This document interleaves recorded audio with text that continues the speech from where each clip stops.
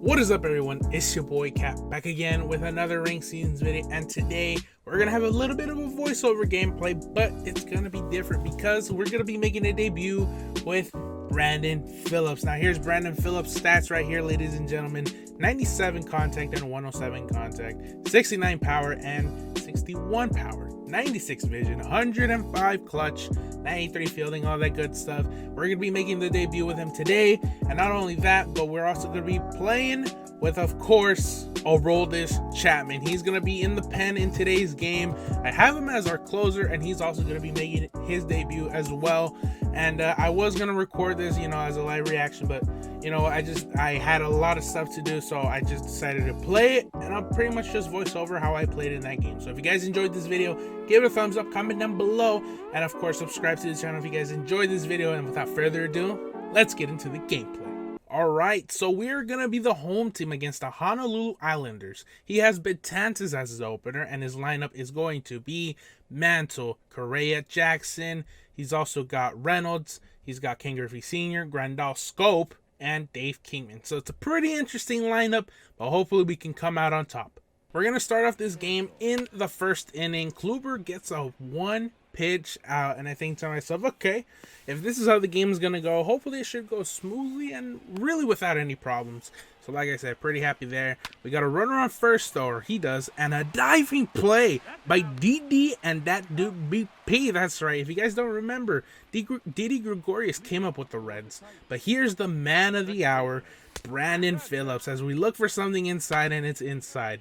And we get a slurve away. We were able to get on top of it, or that was a knuckle curve, excuse me, and that's going to go all the way to the wall.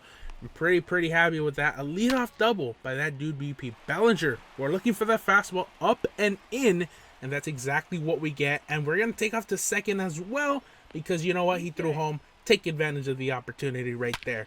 Here's Gary Sheffield, who gets a single past the third baseman. There was an out now in the inning, and that was enough to drive in one run.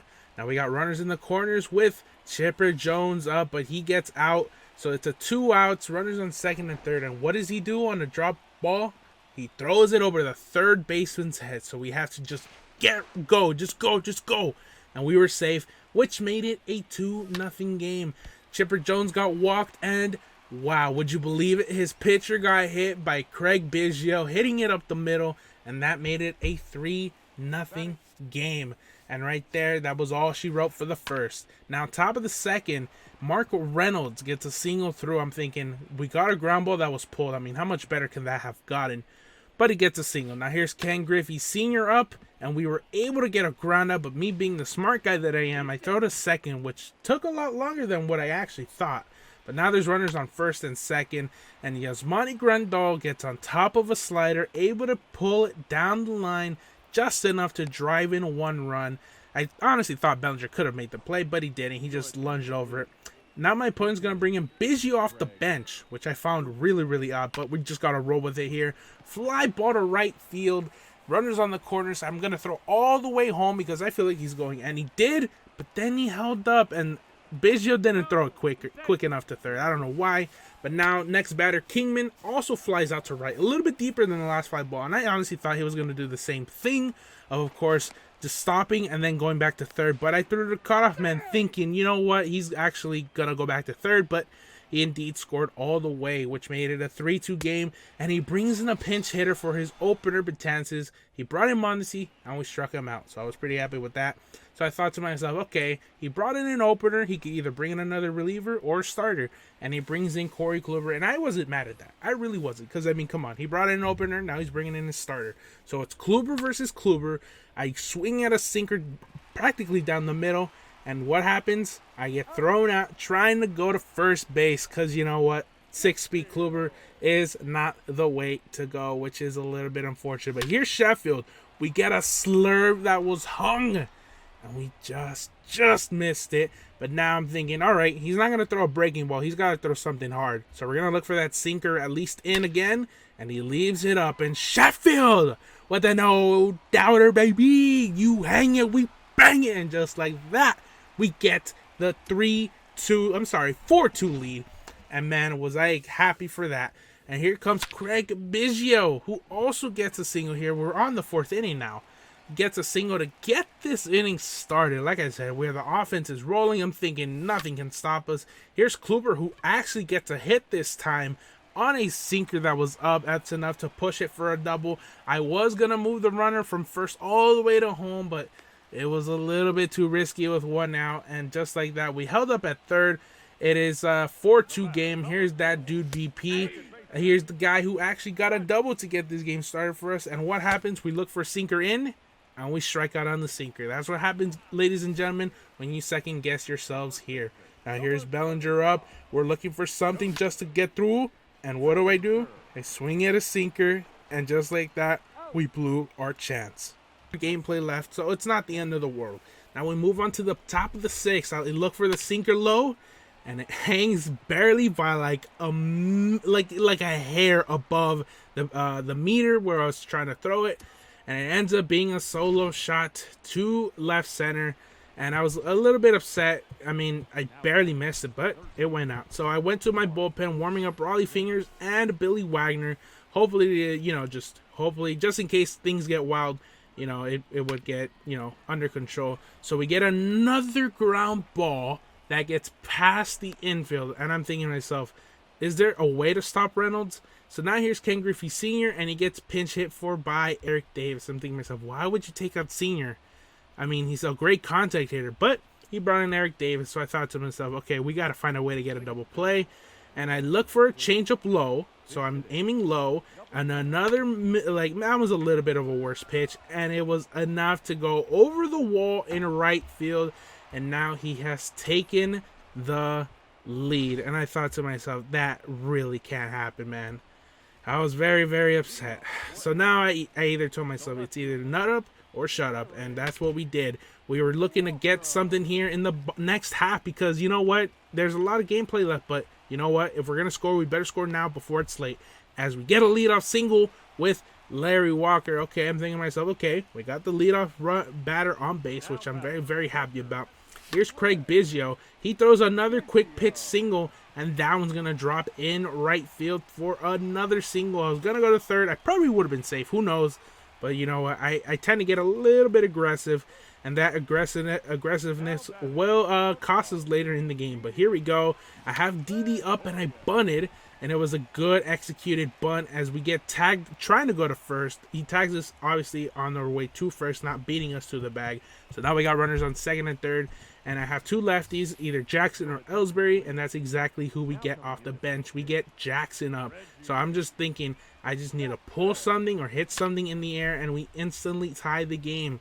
So here we go. We do have Reggie Jackson up, and I think to myself, okay, just look to get under something or pull it.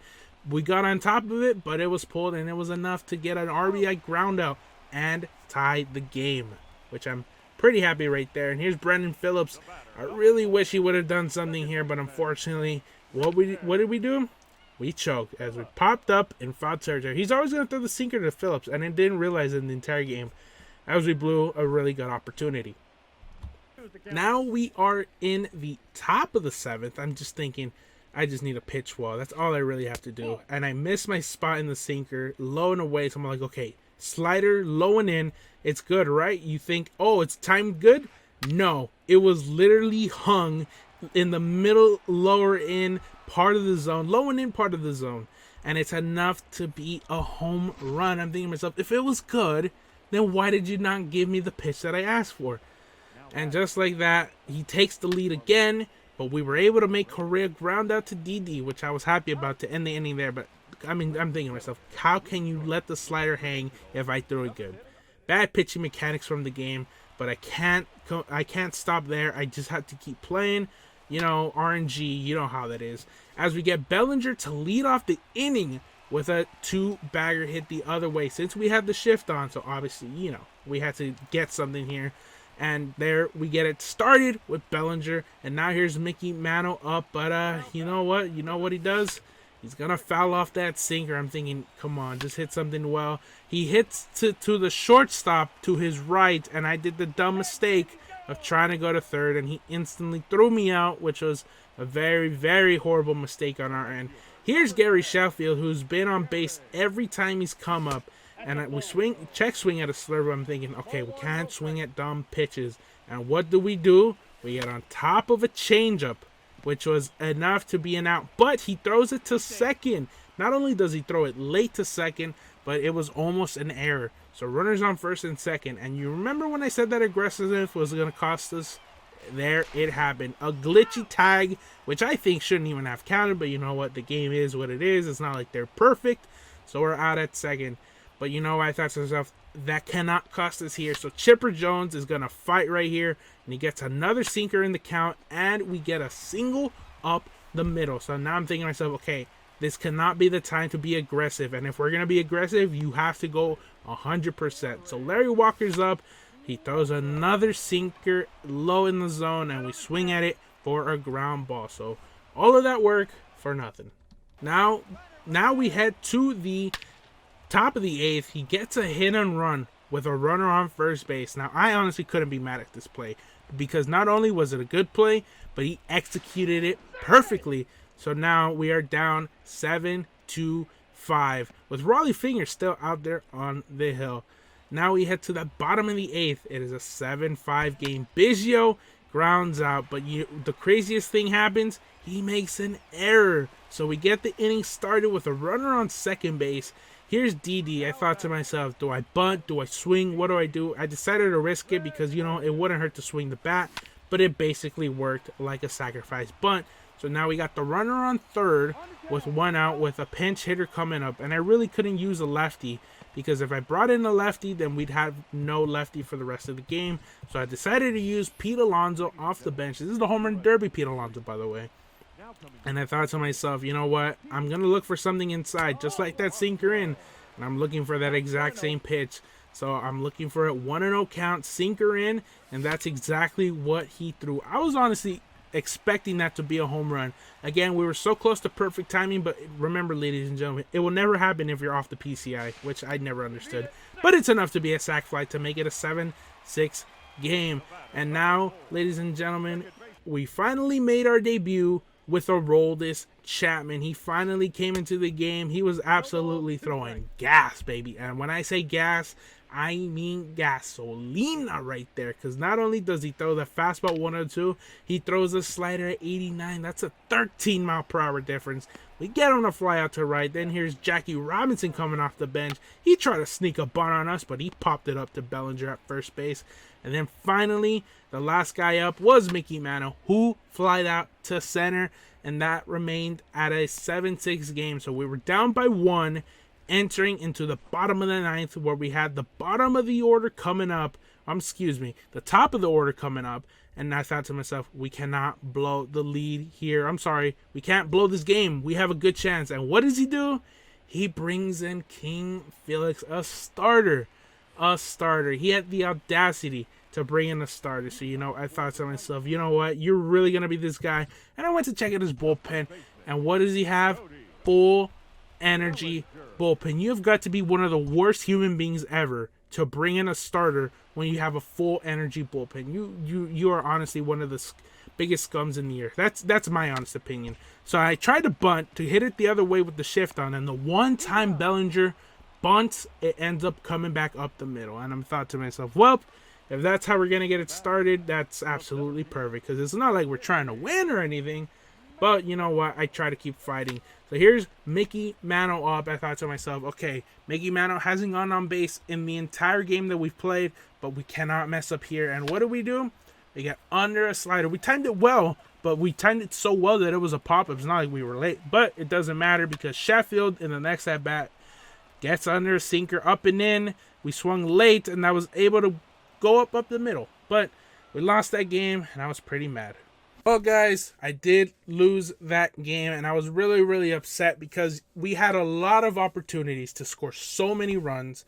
And you know what? It was definitely on our end. We had a lot of mental errors that we could have escaped from, but then again, there were some hits that he shouldn't have gotten, and I thought at least I hit some well. If you guys enjoyed this episode, give it a thumbs up, comment down below if you guys enjoyed this ranked seasons video, and of course, subscribe to the channel. It is very much appreciated. Thank you guys so much for watching. See y'all later.